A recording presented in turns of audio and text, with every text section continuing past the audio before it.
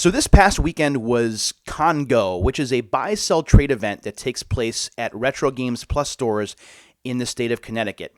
There are different locations that it cycles around to, and the location in Newington, Connecticut is the closest to where I live. It's the one that's most convenient to go to. So when the event is held at this store, I almost always go just to see what's going on. It's a great opportunity to catch up with members of the community, and it's also a chance to see if I can add some things to my library or perhaps find some sealed games for unsealed. I found some of those last time. Unfortunately, this time I came away pretty much empty-handed. I got one sealed Wii game that I'll be going over farther down the road, probably closer to the spring. But I did find some games for my collection that were either upgrades to copies that I had or games that I didn't have in my collection at all. And I have quite a few to get through, so I'm going to go ahead and I'm going to get started because this video, I'm warning you now, is going to be running pretty long. So the first game that I'm going to show you is the most expensive game that I picked up. No waiting till the end for the big coup de grace. This is going to be the biggest thing that I got, the most valuable thing that I got. It is an RPG from Atlas. It is an RPG/dating sim, actually. It's a game that I bought while I was working for FuncoLand, and I had it for a little while. I didn't play it very long. It was symptomatic of my RPG habits back then. I bought RPGs as they would come out. I would play them for a little while, and then I would never get back around to playing them. So this game I had in my collection for a while, and then I sold it, and I didn't think about it for a bit, and I wound up getting it from GameStop for fairly cheap, but it was only the 2 discs in the set. It wasn't the complete package. So when I saw this, it was something that I wanted to have. I paid $85 for this combination of items, and I'm going to show you the main course first. The name of the game is Atlas's Thousand Arms, this guy right here. Thousand Arms is from 1999, and I believe it was developed by Red. One of the most unique and promising RPG this year, touts videogames.com. It is your basic turn-based RPG, but the dating sim elements are what make it stand out, and there's some pretty funny or interesting dialogue, I think. The game looks pretty cool. I like the artwork. But one of the things that attracted me to this, aside from the fact that it was actually the discs in the case, which I did not have, plus the manual, was that this came with the bonus items that came with the game originally, and I'm going to show those to you right now. I do also want to show you what the inside of the case looks like, what the manual looks like. So here is disc 1, and there is the manual. The manual is in full color. Back when we used to get manuals in our games, remember those days? So here are the bonus items that you got with the game. First of all, you got these really cool memory card stickers you could put on there. So now I was playing Thousand Arms with this memory card, so you know which one it is. And there's also this lenticular trading card, which if you kind of maneuver it up and down, he actually kind of animates. You can see Thousand Arms and then the Atlas logo. So that was pretty neat. When you buy this game on eBay or Amazon, you usually see it disc only for the most part. And if you don't see it disc only, you'll see it with the case. Maybe it's missing the manual. Very rarely have I seen it with everything included. So because it had everything, I was going to get it with no questions asked. $85 I thought was a pretty fair deal. Plus, you get this official Acclaim strategy guide for Thousand Arms. That's what I got. And yes, this is the same Acclaim. You can see the logo right there, the same Acclaim that was the publisher back in the 90s and early 2000s. So this is pretty neat. I never had this. So it's nice to have a strategy guide to go with the game. Again, $85, I thought that was a pretty decent deal. All right, I'm going to move through some of these other ones a bit quicker, except for ones that have some connection. Excuse me. So this first one is one that I saw when I was at Retro World Expo back in September. And I passed on it, and I really don't have any excuses as to why I passed on it. It's a game that I've wanted for a long time. It's a game that I've never played. But this time around, I did not let it go by unnoticed, despite the fact that it's not in the best of shape. Hopefully, I'll be able to find an upgrade later on down the road. But now, I just want to play it and try it. This is Crazy Ivan right here, which is a game from Psygnosis. It is a Russian soldier-based mech game, I think. And there's a bunch of full-motion video in this game as well. This was the era of full-motion video in games, 1995, 96, even early 97. And I've always wanted this. I've never owned it. I never bought it new. I never got around to playing it. and now I have it. Now, unfortunately, as you'll see here when I turn this over, it is a former video rental, and I'll try and pull it back a little bit so you can see it. So the manual is not in the best of shape, honestly. It's very crinkled and kind of wrecked. Smells kind of funny, too, if I'm being completely honest. So the manual is not in good shape, as you can see here.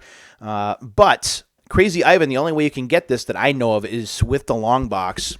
Here's the disc, and you can still see the video label on there, and it is kind of dinged up, so I'm going to have to clean it up and see how well I do, whether it will run. But I finally have Crazy Ivan in my collection, and I'm very excited about that.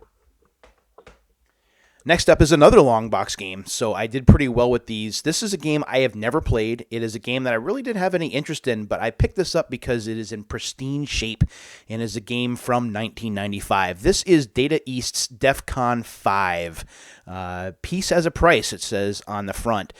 This is a weird space adventure combining strategy, action, and shooting game genres, at least according to EGM. It's a one-player game. That's what you can see there on the back.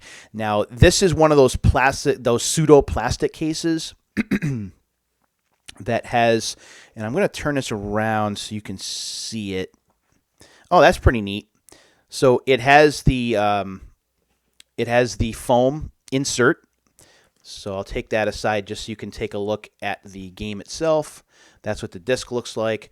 There's also an ad here for Creature Shock Special Edition. I don't even know if that was a thing. I don't know if that even came out. And, of course, we have the instruction manual here, and with the long box, you got the long box manual, which looks like this. The manual is not in color. It is in black and white, but that's okay. But the manual is also pristine. This, I don't think, was played much, if at all, and now I have it in my library, and I'll be sure to check it out. I don't know a lot about it, honestly. DEFCON 5 just kind of sticks out to me because of war games, but that's just a weird way to connect things. All right, next. And I'm going to run through these a bit quicker. This is Army Men Air Attack 2, this guy right here. I don't know a lot about this series, to be honest. I remember the Army Men games when I was working for Funko Land, but I really don't have much to add as I haven't played it. But I didn't have this, so this one is now in my library. This I had disc only, and now I have it complete. This is the Game of Life right here. I love board games. I love game show games, so this made sense to get. I actually had this, like I said, disc only before, and now I have it complete. The case is in good shape. The disc is in good shape, so it just made sense to get, and I was glad to find this. By the way, these PlayStation games, for the most part, were 5 for $20. That is way cheap, and considering how most of these are in great shape and are complete in box or complete in case, is a no-brainer if I didn't have them or if I needed upgrades. This is a game that I did not have at all, and I'm taking a flyer on it because EA is the publisher, so I don't know a lot about it. This is Mobile One Rally Championship right here, and this is from it's from 2000. Hit the road like the pros. So obviously this is a rally game. You can play some rally events in Gran Turismo 2 as well, and I talked about Gran Turismo 2 briefly in my unsealed video featuring Omega Boost. So I'm going to take a flyer on this and see how cool it is. It looks good, but of course it remains to be seen whether it's as good as it looks. Next on the agenda, we have a game that I have been looking for a while, and actually I wound up buying it at Retro World Expo, and I totally forgot, so now this is a second copy. This is NHL Breakaway 98 from Acclaim Sports. I don't have a lot of experience with this series. I just know that I like hockey. You know that I love sports games, so this is one that I wanted to have because I didn't have it. So now I do. Next up is a game that my buddy Chris from Classic Gaming Quarterly has been inquiring about for some time, and I've actually had some interest in getting myself, and when I found a copy of it, I knew it was a game I had to have, and for $4, it's a no-brainer. This is Sony Computer Entertainment's Porsche Challenge right here. It is licensed by Porsche. Yeah, it's all your driving or Porsche vehicles. The game looks very good. I've seen it on videos on YouTube, and it looks really good. I think I remember playing a demo of this back in the 90s, but I don't remember a lot about it, so I'm going to go ahead and try it on my own. But it's really cool that I have this. I'm sure that Chris is going to be getting his copy sent to him by a fan at some time in the near future, so we'll have to compare notes on this later on down the line. So that's pretty cool. I was really excited to find this. Within the Retro Games Plus store, there was a sale going on where it was 20% off all games. So I picked up some things. I'm not going to show some on video because they were Genesis games that were just replacements or doubles of what I had. But this is one game I did not own. This is Rosco McQueen Firefighter Extreme. This is another Psygnosis game. Slippery Snake Studio is what it says here. When there's smoke, there's Rosco McQueen, a one-man firefighting machine.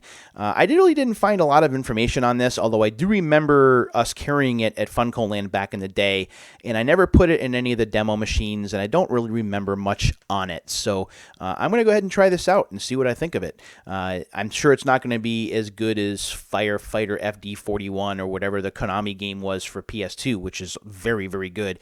And if you haven't played that, you probably should give it a shot. All right, let's move along.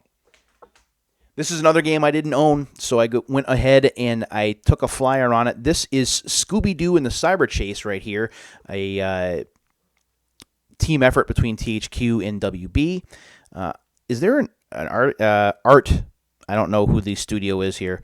I don't know a lot about this game either, but it is a non-greatest hits copy, so it's a black label copy, so that is always nice to have. It's in fairly good shape, and again, just brand new, so I'm going to go ahead and try it. This next game, I'm probably going to regret buying. This is a game that looks absolutely terrible, and if I had game streaming for PlayStation, I probably would run it just so you could see how silly it looks. This is Starwinder, the Ultimate Space Race. This is a Mindscape game from 1996. And I believe it looks like a racing game, but if you look at some of the animation stuff on the back, oh man, this looks rough. It promises real-time rendered 3D universe with 6-axis flight control. Race against the galaxy's most dangerous drivers on over 40 different space rails. Over 50 minutes of cinematic animations which will make you think you're watching TV. And a fully orchestrated CD quality soundtrack. Again, I don't know a lot about this, but I didn't have it, so I figured I would go ahead and take a flyer on it. And I have a feeling if you follow me on Twitter, when I actually do get around to playing it, I'm going to have a lot to say about this game. And the last of the games from the PlayStation, I actually have more PS2 games to show you, is Wheel of Fortune 2nd Edition. I wasn't sure if I had this, so I wanted to make sure that I bought it anyway. The game is in good shape. The 2nd Edition versions of Wheel of Fortune and Jeopardy had a contestant quiz that you could take to see whether you would qualify for the show if you tried out. And I always thought that was a fascinating aspect of both Wheel of Fortune and Jeopardy for the PlayStation. These are great versions of the games if you ask me. And if you have a PlayStation or maybe a PS2 that is has the backwards compatibility, these are worth looking into if you're a game show fan, at least in my opinion. All right. There we go. I am back. And now I'm going to go over the PS2 games that I picked up, and there are quite a few of these as well. The first thing that I picked up is, well, I'm just going to show you. This is Baldur's Gate Dark Alliance. This is a black label release, and it has the mini hint guide inside, and it sure does. The mini hint guide looks like this. I'll show you real quick. I'll pull it out so you can see it. It is not very big, and not that this really needs a strategy guide because it's pretty straightforward, but it's still neat to have this. I would have loved to have had this when I first played the game, and it basically takes you through, I don't know, maybe like the first half hour or so. So that's pretty neat, I think. And again, I've talked about Baldur's Gate Dark Alliance when I was opening up Champions in Norath. This is from Snowblind Studios. Fantastic game. It looks great on the PS2. I still think it looks great. And if you haven't played it, you owe it to yourself to do so. This one gets a very strong recommendation from yours truly. The next game I picked up, I paid a little bit more for. I paid $10 for that one, and I paid $10 for this one because I did not own it complete. This is Square's The Bouncer. This is a brawler / beat-em-up game. This game came out pretty early in the PlayStation 2's lifespan. It has a very weird filter look to it, but I like beat-em-up games, and Square hasn't done a lot of these. This was back in Square's experimental period when they were doing racing games like Driving Emotion Type S or The Bouncer or Headhunter or Air Guys or Air Gaze or To Ball Number One. They were just experimenting in different genres of game, and this is just another one of those. It does have that unique character design that we've seen so much in Final Fantasy games, so that's why it kind of stands out. Is it a good game? I kind of go middle of the road, but I think that it's worth owning in your collection if you have the space. And again, $10 for this, I thought that was a pretty decent deal. This is a game I had been looking for a while just because I have the other games in the series, and this is one I didn't own. This is Call of Duty World at War Final Fronts. I know nothing about this except for the fact that Rebellion developed it. That's all I know. And it says that you can harness the power of the flamethrower, the deadly weapon of choice for close combat. So we'll see how this is or how this plays. This is from 2008, so this is well past the PlayStation 2's prime, and I'm sure there's going to be some performance struggles here, but we'll see how it plays. Again, I didn't own this, so it made sense to grab. This was $4, by the way. All right, this next one is an upgrade from a disc-only game that I have. This game is not very good, at least in terms of reviewer circles, but for me, because I like beat-em-up games that are fairly straightforward, and I'm not really against licensed games. I think that they're mindless fun. They can be as long as you don't have the expectation level high. This is Fantastic Four right here, developed by Seven Studios, who also developed the Sopranos game, which I also like a lot, Sopranos Road to Respect. This is complete, and this is as pristine as you get. I think the person who owned this probably played it for about 10 minutes, said, screw this, I'm not playing this anymore, and got rid of it. And now it's mine. So there. This is another upgrade. This is Headhunter from Sega. This is from Amuse. That's the development team. This game is kind of sort of like Metal Gear, sort of kind of maybe got that espionage feel to it, except it's more futuristic, I think. I haven't played this a lot. I only had this disc only, and I played it very briefly.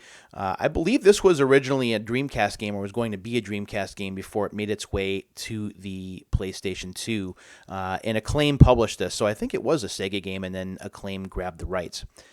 So yeah, I don't know a lot about this game, but that kind of looks like Solid Snake at the cover, right? Okay, next game. I have to admit, this is not a game that I'm the biggest fan of, but because I'm a fan of the Activision O2 series, seeing this complete, I had to grab it because I only had it disc only before. This is Matt Hoffman's Pro BMX 2, a game that really irritated me when it first came out because the first Matt Hoffman's Pro BMX game played just like Tony Hawk, almost exactly like it, except you were on a BMX bike instead of a skateboard. This tends to change the play controls up just a little bit, and I struggled with it. I never really adapted to the difference in play controls, and well, that's why I really wasn't a big fan. This was developed by Rainbow Studios, the team behind ATV Off-Road Fury, behind Splashdown, behind Star Wars Racer Revenge. They certainly know their racing games or their vehicle games, but for me, it just never really hit the mark like I was hoping it was going to, but that's the way it works. Next up is a game that I picked up from Retro Games Plus, not from one of the sellers. This is a game that I had disc only, so this is yet another upgrade, and it looks really darn good. This is the Mega Man X collection right here. Yes, I have the Mega Man X collection and X2, or the both volumes, I should say, for the PlayStation 4 and also for the Switch, but I had this disc only for the PS2 and I wanted to grab it. And because it came with the manual and everything and the case was in good shape, I said, why not? I believe this says here that there are remixed soundtracks here as well as Mega Man Battle and Chase, which was never released in the US. So I thought that was a prime reason to go ahead and grab it because it was only $10 with 20% off. It was $8, so why not? Next up is another upgrade, but it's a game that I have played, and I think it was pretty interesting. I think that Sony was onto something here, but really couldn't quite get to the vision that they had in mind. This is Jet Li's Rise to Honor right here, and this is a black label copy of the game. We do have the disc on the inside and the manual. We also have the warranty card as well. We won't go over that in this particular episode. This is one of those games that, if I remember correctly, uses both analog sticks, one to move and the other to attack.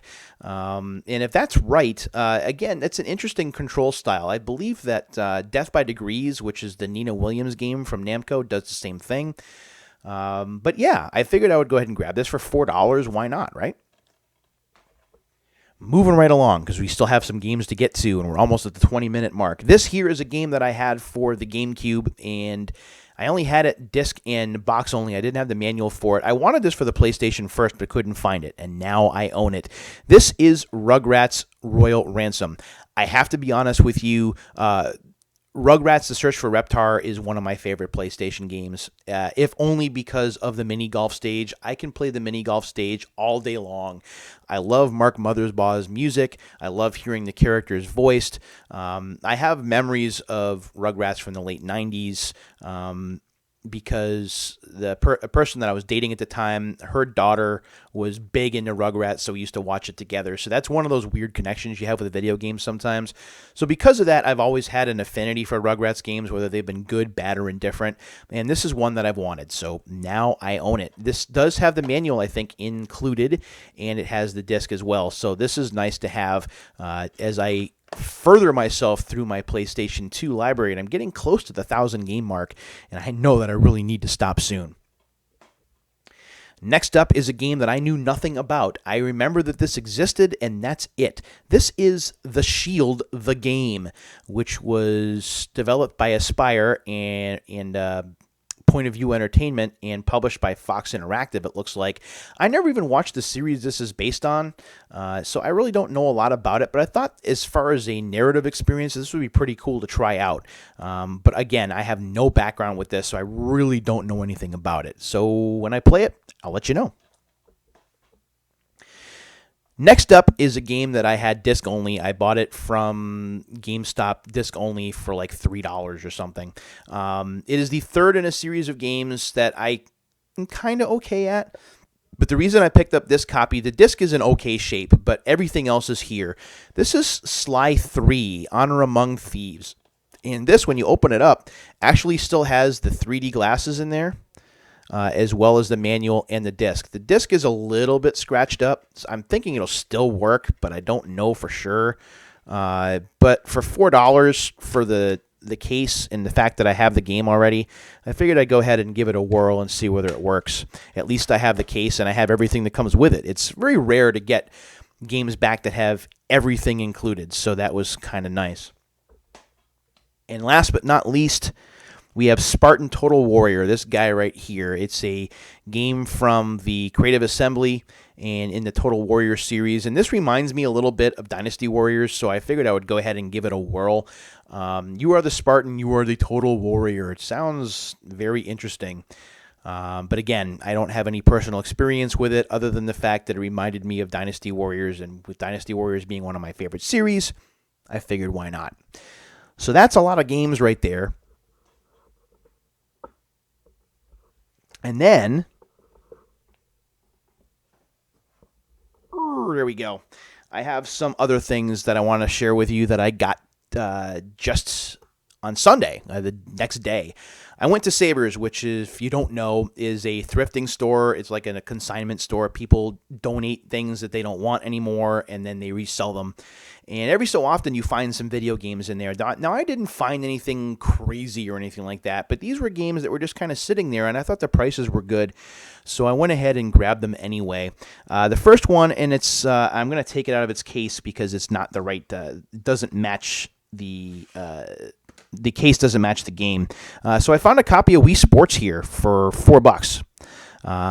And I've opened a copy of Wii Sports before. Now, Sam, my cousin, my fellow collector, has told me that the original release of Wii Sports that was in the sleeve is a little bit different than the Nintendo Select's Wii Sports. So I'm going to go ahead and try that. And if it's not all that different, GameStop is taking these for 3 times what I paid for this. So if nothing else, it is one of those, dare I say it, flip opportunities. But I don't know that I'm going to do that. I will have to see whether that's the direction that I want to go. Next up is an upgrade. This is Monopoly right here, 99 cents. That's basically what I'm paying for the manual and the case, which are in decent shape. The disc, unfortunately, is not in the best of shape, and I know it's tough to see with my monitor here, but I mean, Monopoly, it's a board game. How bad can it be? And for 99 cents to upgrade, yeah. Okay, be prepared to laugh. I blame, yes, I blame Lazy Game Reviews.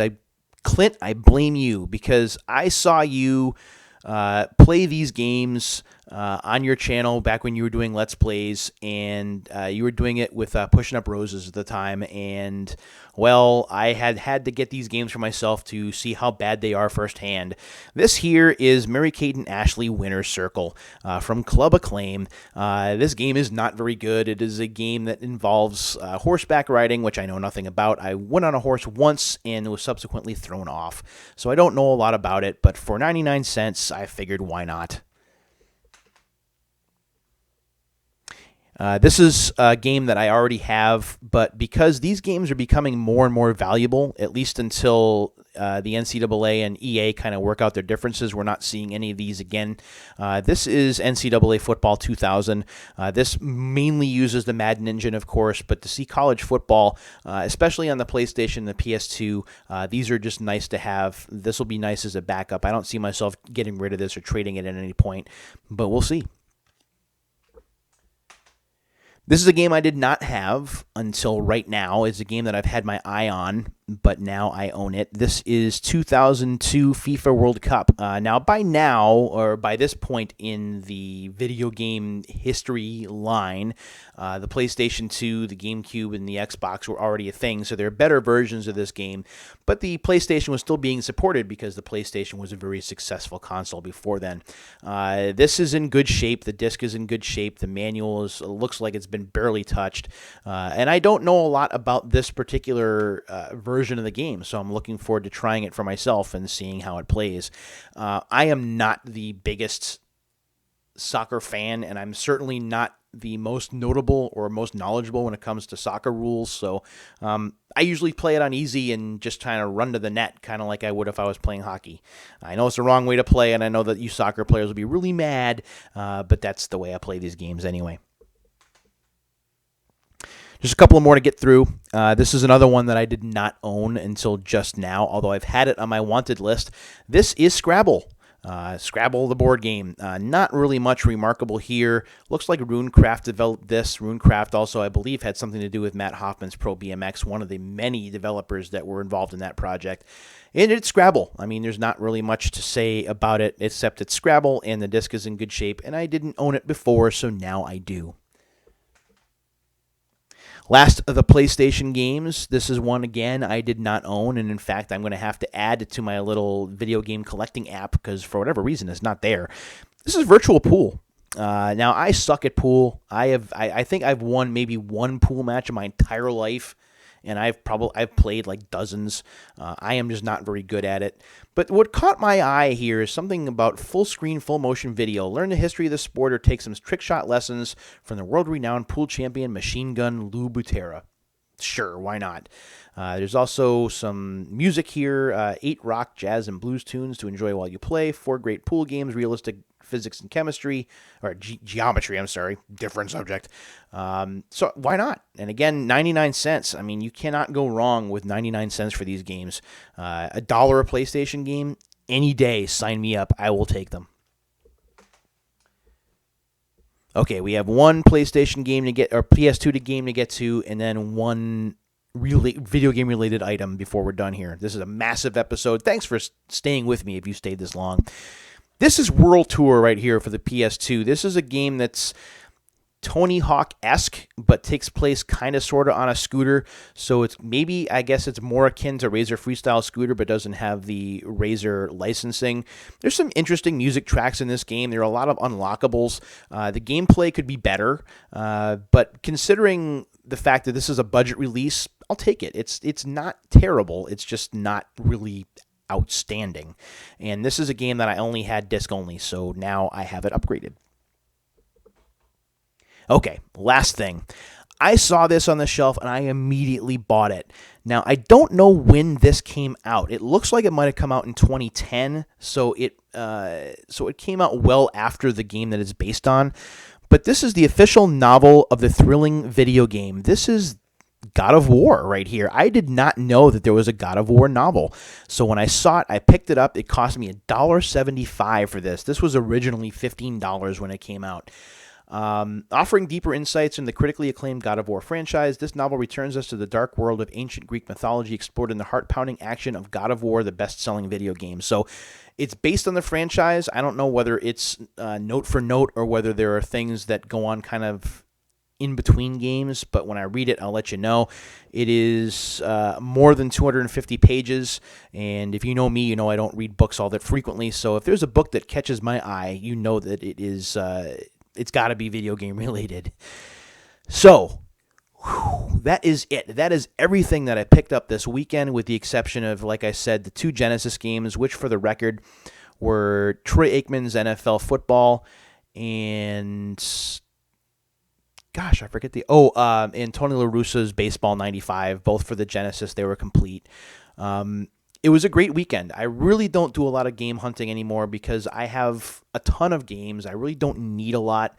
But every so often, it's nice to kind of get out there and look around, meet people in the community, find some deals. And I really did find some good deals this weekend. And I was really psyched to find that Thousand Arms. Again, that's right in my wheelhouse of time that I was with Funcoland. And I mean, I remember just buying RPG after RPG. And unfortunately, that's really where my gaming attention deficit disorder had started, because I had so many RPGs, I was bouncing back and forth and never really finished any. But having them all again, or most of them again, in my library and being able to play them when I want is definitely a nice thing. And those are games that I cannot see myself parting with anytime soon. My thanks to Retro Games Plus, to all of the sellers who hooked me up nice this past weekend. My thanks to Savers as well for continuing to carry video games and not marking all of them up to ridiculous levels. I really do appreciate that, not just for myself, but for other video game collectors out there. It's nice to see that the community is still going strong, that people are still collecting and having fun playing video games, because at the end of the day, that's what it's all about. Thanks for watching. Take care of yourselves and each other, and we will see you next time.